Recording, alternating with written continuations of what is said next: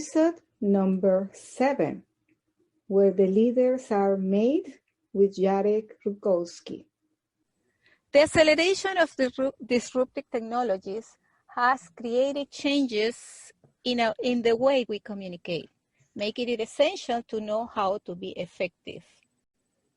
There are a few places where we can learn the new trends in communication while developing fellowship through collaboration and improving leadership while volunteering.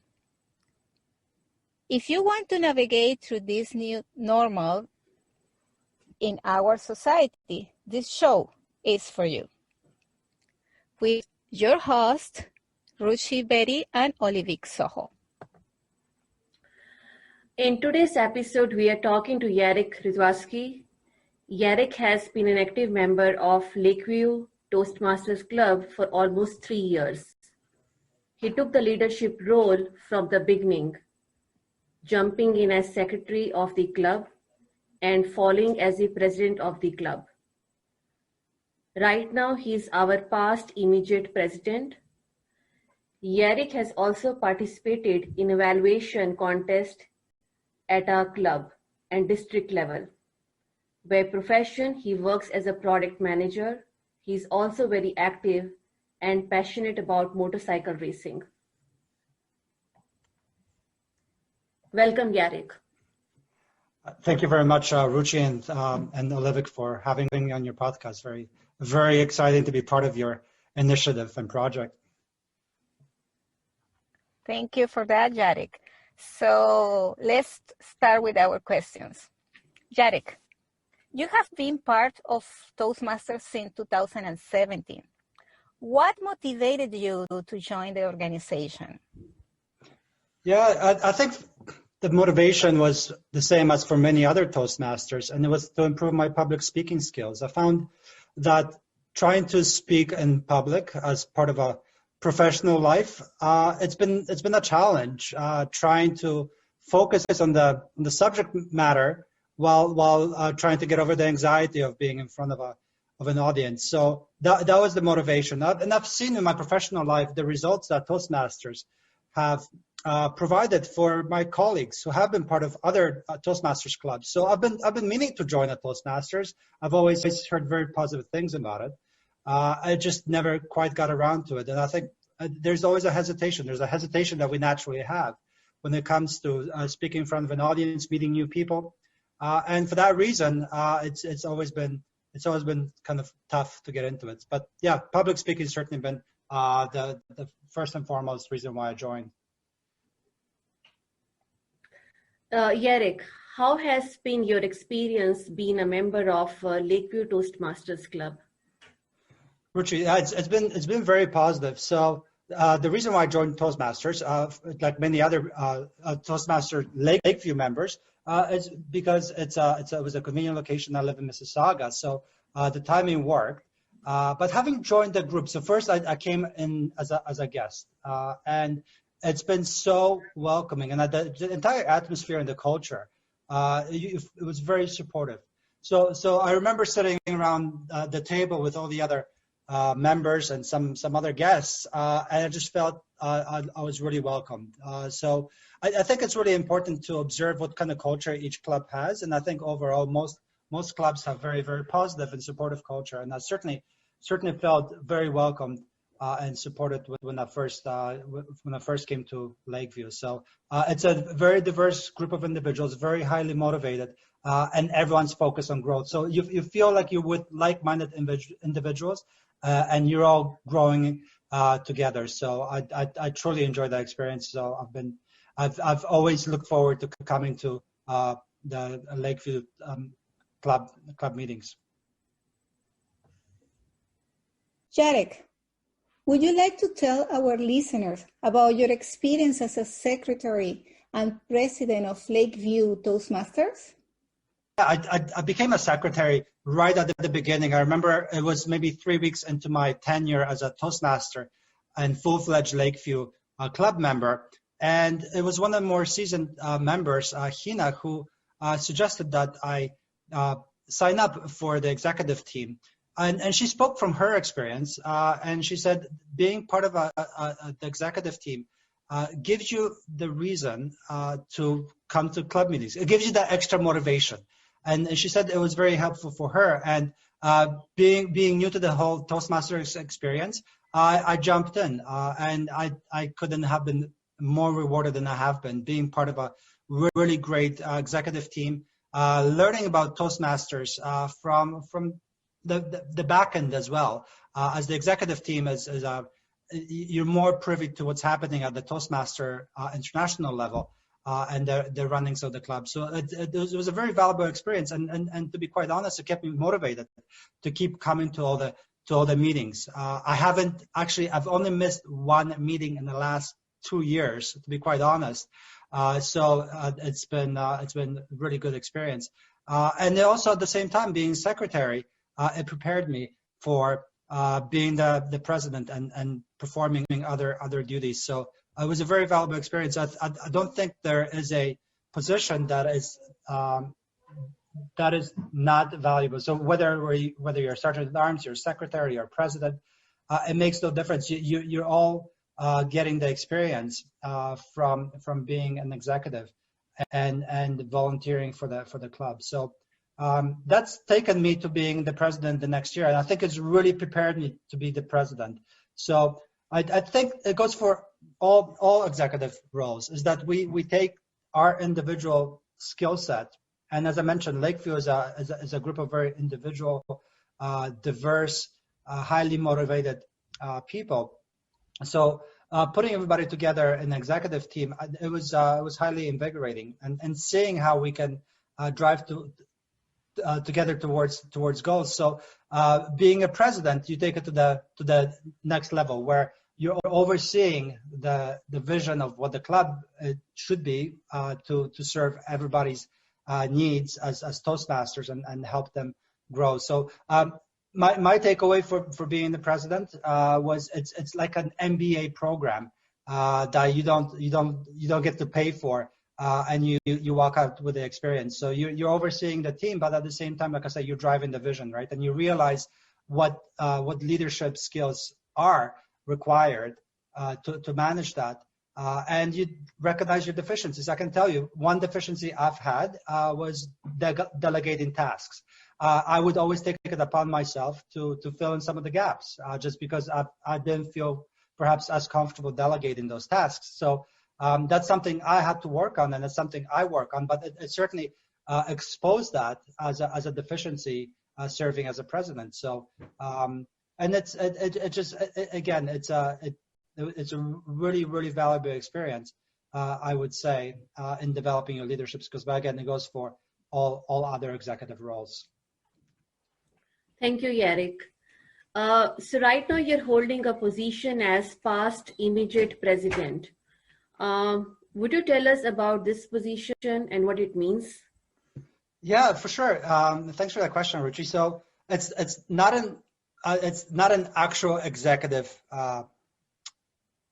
position, if you will. So I don't have a say on the executive team. However, I'm involved in all the discussions, and I'm allowed to participate in the executive meetings if I choose to. So I'm part of the executive chat that occurs. So the way I look at the role is more of a mentor. If there's anything I can provide feedback on, so it's a very important role, because if you think about the need for continuity. So if you take it from the point of view of only having two previous executives who are serving now on the executive team, you have to make sure there's continuity. And I think that's why that immediate past president is such an important role, because it provides a level of continuity, and it provides a sense of comfort for the entire executive team, that they're not left to their own devices. They have to learn everything all over again. So I've been very fortunate to have Supriya, who was the immediate past president for me, as my mentor, if you will, in that capacity. So I could always rely on her if there were some gaps that needed to be filled, and she always chimed in very much like I do if there's a need. But again, I tend to stay in the back I let the executives make their own decisions, as they rightfully do. And I'm very excited to see how dynamic this team really is. So that's the other benefit. That's really probably the best benefit, is that I get to see another executive team perform to the highest level that they can, and I vicariously live through them. So yeah, it's a good role. Thank you, Yarek. Yeah, mentoring is an important role, definitely. So Yarek, we heard that you are passionate about motorcycles. Would you share your passion with our listeners? For sure, yeah. So I think passion kind of maybe borderlines a little bit of insanity. If you talk to my wife, I have 7 motorcycles in my garage right now. Wow. I'm actually going dirt biking with my daughter tomorrow. So my daughter is 11, and she started dirt biking last year with me. So we try to go out in the forest every couple of weeks and dirt bike. So she's picked up that passion as well. We'll see. We'll see where that goes. But yeah, I've been into motorcycles since I was about 8 years old. Since my dad sat me on the motorcycle and said, "Off you go." And I remember my mom hanging out the window watching me about to crash into a curb. But yeah, I survived. So it's lived with me ever since. My dad always rode motorcycles. So it's something. It's hard to explain. It's something that's in your blood. It's like motorcycling is something that's very visceral. It's you connected to the machine. There's really nothing else, and it's almost like there's an element of danger, obviously, right? I think there's a lot of people who stay away from motorcycles for that very reason, even though they would like to do it. So there's knowing that you're at your own peril, and you have your life in your hands, really, right? So. There's that element of it. So I mean, the extra adrenaline rush, I think that certainly attributes to that. So I started motorcycle racing actually about 6 years ago, so quite late in my years. So I'm not that competitive. I do it for fun. So I do what's called club racing on a regional level here in Ontario, with an association, Southern Ontario Association of Racing. We race at a racetrack just outside of London and Grand Bend. So it's a lot of fun, and the great thing about motorcycling is that you're part of a brotherhood / sisterhood of like-minded individuals, and it's if you ever see motorcyclists go by on the road and then they'll flash each other peace signs, just acknowledge each other. So it's really a tightly knitted community. So you feel like you're part of something. So being able to race with fellow racers and fellow motorcyclists, it's been a phenomenal experience. So I do it really for the camaraderie. I mean, ultimately, this is on an amateur level. There's an inherent risk, but it's very, very rewarding, and you're rewarded not just in the adrenaline rush, but you're also rewarded with phenomenal friendships and friends for life. It's nice to know about your passion for motorcycles. Moving on to the next question. Yarek, how has being a member of Toastmasters Club has helped you in your professional life as a product manager? Yeah, it's made a tremendous difference. So maybe going back to the original question about why I joined Toastmasters in 2017, it coincided with me taking on that position as a product manager with the firm I am currently with, and this job specifically required a higher level of public speaking, so presenting on a national level to various teams and departments. So there's obviously a much higher degree of visibility, and even though I perhaps I wasn't that uncomfortable with public speaking in the past, I knew it was a deficiency for me. And I could definitely do better. So ever since I started doing Toastmasters, I can tell you, being able to get up and do a presentation in front of the national sales team, and be able to narrow down the focus of what the content is, and present it without worrying about anything else, and also develop the content. So this is where Pathways comes in, and I think Pathways is a very valuable tool, because it prepares you for presenting the speech and articulating your thoughts. And I think this is really important when you're developing your leadership skills, because how do you communicate your thoughts when you worry about whether it's public speaking or you just don't have that structure. Pathways in Toastmasters provide you with a structure. So having done a number of speeches, I've found that my ability to present, not just formally, but even informally and in meetings, whether it be impromptu or ad hoc type of meetings you would have, I felt a lot more comfortable, not just with a public speaking component, but just being able to succinctly develop the points and list them off as opposed to trailing off sometimes like I used to. So it's been a very valuable experience, and then you take a lot of the anxiety out, and you can focus on the content a lot more diligently. Yes, thank you. An answer. Listening occurs when you take what you hear and extract meaning. As an active listener, would you give us, our audience, some tips about how you do it? Yeah, I think ultimately it comes down to focusing on the other person, and it comes down to empathy. So if you're able to connect with people, active listening comes naturally.